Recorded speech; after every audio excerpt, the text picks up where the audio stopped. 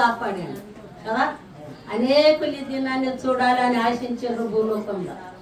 చూస్తామన్న వాళ్ళు చూడలేకపోయారు, చేస్తామన్న వాళ్ళు చేయలేకపోయారు. కానీ మనం మాత్రము ఇంకా ఫలించాలని దేవుడు మన ఆయుష్యం భూలోకంలో పొందించాడు. అందుకే మనం కృతజ్ఞత కలిగి ఉండాలి.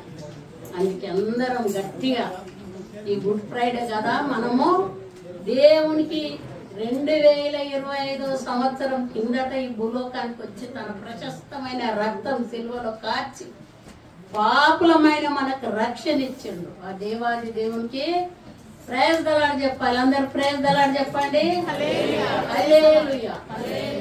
Praise the Lord. అయితే ఇప్పుడు నాకు ఇచ్చిన మాట 3వ మాట కదా. అయితే యేసుక్రీస్తు సిలువ మీద చాలా ప్రశస్తమైన మాటలు మాట్లాడిండు. ఏందంటే బైబిల్ అంతా పరిశీలిస్తే ప్రపంచం లోపల మొత్తము 200 దేశాలు ఉన్నాయి. ఆ 200 దేశాలన్నీ కూడా క్రైస్తవ బిడ్డలే, దేవుని నమ్మిన బిడ్డలే ఉన్నారు. అయితే వాళ్ళందరూ కూడా జరుపుతున్నారు గుడ్ ఫ్రైడే. కొంతమంది ఏమంటారు బ్యాడ్ ఫ్రైడే అనాలి, జీసస్ చనిపోయాడు కదా. కాదు, ఆయన చనిపోయి మనకు రక్షణ ఇచ్చాడు, మరణంలో నుండి జీవంలోకి మనల్ని దాటించాడు. అందుని బట్టి మనం ధన్యులం. కాబట్టి ప్రపంచ వ్యాప్తంగా ఈ గుడ్ ఫ్రైడేని జరుపుకుంటున్నాం, మనం కూడా జరుపుకుంటున్నాం. దేవుని వాక్యం ఏం సెలవిస్తుంది? ఎక్కడిద్దరు ముగ్గురుండి నా నామాన్ని స్మరిస్తే అక్కడ ఉంటాను. కాబట్టి మీరందరు ఇన్ని రోజులు ఫాస్టింగ్లు ఉండొచ్చు, చాలా మంచిదే. అందరు ఫాస్టింగ్లు ఉన్నారా? సరే, అదే కంటిన్యూషన్ చేయండి. ఇక మళ్ళీ వెనకకి తిరగకండి. కొంతమందిని గమనించండి, డ్రెస్సులు వేస్తారు, ఆ పీరియడ్ అయిపోగానే యాజ్ యూజువల్ గా మళ్ళీ వెనకకి మళ్ళీ చూస్తారు. ఇక నేను పేర్లు చెప్పా. ఆ విధంగా కాకుండా ఏ విధంగా మనం మీద కంటిన్యూ ఉన్నామో దాన్ని ఆ విధంగానే కొనసాగించాలి. అప్పుడు దేవుడు మనల్ని ఆశీర్వదిస్తాడు కదా. మనకి ఎలాంటి జీవితం ఉండాలి? ఎప్పుడు స్త్రీలు ఎట్లున్నారండి? చాలా చురుకైన వాళ్ళు.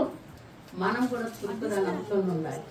అయితే ఇప్పుడు నాకు ఇచ్చింది అయ్యగారు ఏమి ఇచ్చిందంటే 3వ మాట, అమ్మా ఇదిగో నీ కుమారుడు, ఇదిగో యేసుక్రీస్తు ప్రభుల వాడు సిలువ మీద పలికిన. అయితే మొదటి మాట, తండ్రి వీరేమి చేస్తున్నారో వీరెరుగరు, వీరులను క్షమించుము అన్నాడు. ఎంత గొప్ప మాట చూడండి. ఆయన పరిస్థితి ఏ విధంగా సిలువ మీద ఉన్నదో నేను షార్ట్ కట్ కూడా మీకు చెప్తాను. అంత ఉన్నా కూడా క్షమాపణ. 2వ దాంట్లో రక్షణ, తాను సిలువలో భరిస్తూ కూడా తోటి దొంగను కూడా రక్షించాడు. 3వ మాట మనం చూసినట్లయితే బంధుత్వం, బాంధవ్యాన్ని తెలియజేస్తున్నది. తల్లి ప్రేమను అక్కడ చూపిస్తున్నది. ఆయన 14 స్టేజీలలో ఆగిండు. ఒక్కొక్క స్టేజ్లో ఒక్కొక్కరితో మాట్లాడిండు. 8వ స్టేజ్ లోపల ఆయన సిలువ నాటమ్మా, యెరూషలేము కుమార్తెలారా మాట్లాడొద్దు, మీరు నా కోసం ఏడవకండి, మీకోసం మీ పిల్లల కోసం ఏడవండి అని చెప్తాను. ఆ విధంగా 14వ స్టేజ్కి వచ్చిన తర్వాత ఆయన సిలువ వేయడము జరిగిన తర్వాత తల్లి చూస్తూనే ఉన్నది. ఇప్పుడు ఆయన ఏమనుకోవాలి? వీళ్ళంతా నన్ను కొట్టిండ్రు, ఉమ్మిండ్రు, గుద్దిండ్రు, పిడిగుద్దులు గుద్దిండ్రు, సిల్వకి తెచ్చిండ్రు, ఇంకేం దబ్బా లోకంలో దేవుడు అనుమతించిన అన్నీ నేను భరించిన. అందుకే ఆయన ఏమంటాడు? ఆత్మ సిద్ధమే కానీ శరీరము బలహీనం కదండి. ఎవరైనా చిన్న ఇంజక్షన్ నీకు వస్తే వద్దు వద్దు అని మనం దూరంకి వెళ్ళే భయపడతాం. ప్రభువుని అంత గాయపరిచినప్పుడు ఎంత బాధ ఉంటుంది.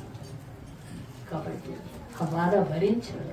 గొల్గొతా కొండకు వచ్చిన తర్వాత ఆయన సిలువ వేసినప్పుడు తల్లిని చూసినప్పుడు మరి యేసు ప్రభుకి ఇంకా అన్నదమ్ములు పుట్టిండ్రు ఉన్నారు, 2 చెల్లెళ్ళు కూడా ఉన్నారు, కెజియా లిడియా అని. అదంతా స్పష్టంగా లేదు. కానీ శిష్యుడు అయిన యోహానుకు అప్పగించి అమ్మా ఇదిగో నీ కుమారుడు. మళ్ళీ శిష్యుని చూసి ఇదిగో నీ తల్లి అన్న రోజు నుండి మరి అమ్మాయిన యుద్ధ ఎంత ప్రేమ గలవాడు చూడండి. ఆయన చివరి దేశ వరకు కూడా తల్లిని మర్చిపోలేదు. ఈరోజు ఒక పెద్ద కలెక్టర్ను మీరు పోయి అడగండి, అయ్యా మీరు ఈ స్థాయికి ఎట్లా వచ్చిండ్రు అని అడగండి, ఆయన ఏం జవాబిస్తాడు తెలుసా? నేను చాలా పెద్ద పెద్ద మీటింగ్లు అటెండ్ చేసిన, నేను ఈ స్థాయికి వచ్చిందంటే నా తల్లి కారణం అండి అని చెప్తాను.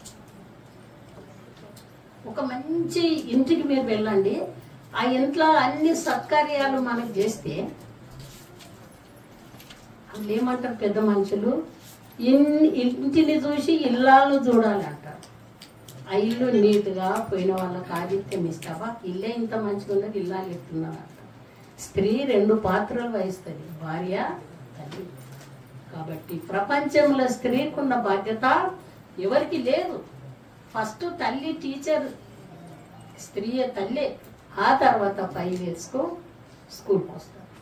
అందుకే పిల్లలను పెంచే విషయం లోపల మనం బహు జాగ్రత్తగా పెంచాలి. మరియమ్మ చాలా జాగ్రత్తగా పెంచింది, అనేక అద్భుతాలు చేయంగా చూసింది. కానా లోపల నీళ్ళని ద్రాక్ష రసం చేసిండు. అప్పుడు నా కొడుకు శక్తి సామర్థ్యాలు గల్లవాడని అనుకుని ద్రాక్ష రసం అయిపోయింది అన్నప్పుడు యోహాను సువార్త 3వ అధ్యాయం 3వ వచనం, అయ్యా ద్రాక్ష రసం అయిపోయింది. మరి ఆయన ఎందుకు అడగాలి, వేరే వాళ్ళు లేరా? ఆమె తెలుసు నా కొడుకు శక్తి సంపన్నుడు, అద్భుతాలు చేసే దేవుడు ఆయన. అంటే ప్రభు ఏమన్నాడమ్మా, నా సమయం ఇంకా రాలేదు. మళ్ళీ ఏమన్నాడు, తల్లి మాట తృణీకరించొద్దు అని వెంటనే అమ్మా నేను చేస్తా, ఉపచారకులను విలువ అని అంటారు. అప్పుడు ఆమె వచ్చి ఏమంటారు, ఆయన మీతో చెప్పుంది చేయండి, ఆ బాణాలలో నీళ్లు నింపండి. అలాంటి అద్భుతాలు చేశాడు. అలాంటి తల్లినైనా మర్చిపోలేదు, తల్లికి ఆతిథ్యం ఇచ్చాడు. ఈ రోజులలో కూడా మీరు గమనించండి, చాలా మంది తల్లిదండ్రులను హింసిస్తారు, ఘోరాతి ఘోరమైన మాటలు తిడుతుంటారు. తల్లిదండ్రులు అనాథాశ్రయంలు, ఈ అనాథాశ్రయంలో ఉన్న వాళ్ళ పిల్లలంతా ఎవరంటండి మీకు తెలుసా? తల్లిదండ్రులు. పిల్లలు అమెరికాలో ఉన్న వాళ్ళ తల్లిదండ్రులు అంటారు. వాళ్ళ తల్లిదండ్రులు అమెరికాలో లగ్జరీ లైఫ్లు ఉంటే పిల్లలంతా అనాథాశ్రయంలో. జైళ్ళల్లో పోయి బ్రదర్స్ వాక్యం చెప్తే మన క్రిస్టియన్ పిల్లలే జైళ్ళల్లో ఉన్నారు. ఎంత విచిత్రం మీరు చూడండి.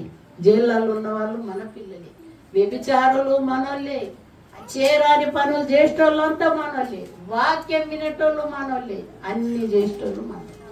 అంటే ఏమైంది, జీవితంలో వాళ్ళకు లక్ష్యం అనేది లేదు, గురి అనేది లేదు. కాబట్టి మన దేవుడు సజీవుడు, మనం నిర్జీవుడైన దేవుణ్ణి కొలుస్తలేము, సజీవుడైన దేవుణ్ణి మనం కొలుస్తున్నాం. మన బాధ్యత మనం మర్చిపోవచ్చు కదా. ఆజ్ఞలలో కూడా ఏమున్నది, నీ తల్లిని నీ తండ్రిని సన్మానించు, భూలోకంలో నువ్వు దీర్ఘాయుషమంతుడు. కాబట్టి తల్లిదండ్రులను మనం సన్మానించాలి. మన దీవెనలు ఎక్కడ కూడా పోవు. యేసు ప్రభు కూడా ఏం చేసిండు, తల్లికి అమ్మా నేను వెళ్ళిపోతున్నాను బాధపడకమ్మా, ఇదిగో నీ కుమారుడు. మళ్ళీ యోహాను చూసి ఇదిగో నీ తల్లి. ఇద్దరికి సంబంధాలను, అమ్మ ఇదిగో నీ సుతుండని ఆలకించి పలికితే, అమ్మ ఇదిగో నీ సుతుండని ఆలకించి పలికితే, నాదరించిన నీదు పలకుల నాదుకొని జీవించెదా, నాదరించిన నీదు పలకుల నాదుకొని జీవించెదా.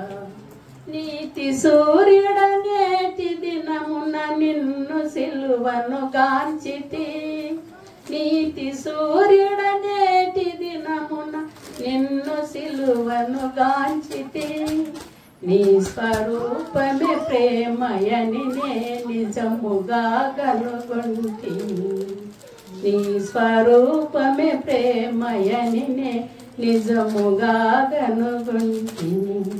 ఆ విధంగా వాళ్ళిద్దరినే ఐక్యపరచాలి. కాబట్టి మన తల్లిదండ్రులను మనము గౌరవించాలి, మన బాధ్యతను మనము మర్చిపోవాలి. కాబట్టి ఇంత చక్కటి అవకాశం ఇచ్చిన పాస్టర్ గారికి విన్న మీ అందరికీ నా యొక్క ధన్యవాదాలు తెలుపుకుంటూ